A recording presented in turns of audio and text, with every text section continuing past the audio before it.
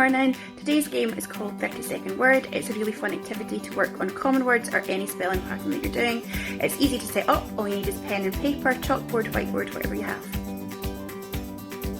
What's really good about this game is that actually you can do it with siblings. So you might have one sibling working on the and another sibling working on said. They don't have to be on the same words, because really the competition is just with yourself. So what you want to do is find what word you want to work on, write it at the top, and then set 30 seconds on a timer. I tend not to show the timer to children because they can become a little bit focused on that.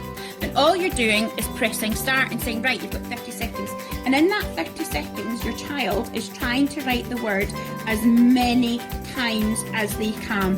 When the 30 seconds is up, they would count how many words they have. So for example, let's say that first 30 seconds, I got 3.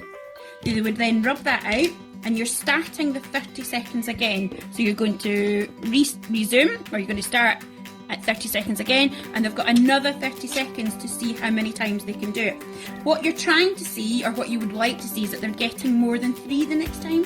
This is when their memory muscle starts to come into play. So instead of thinking about each individual letter, they're starting to get the whole word and how the whole word looks when they write it.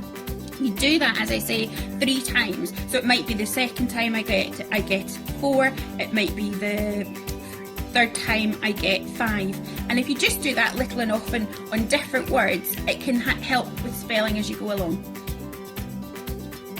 Hope you enjoyed that one. We actually now have a YouTube page for the school. I'll link it below if you want to head over there and have a look at all the other videos that we've been doing.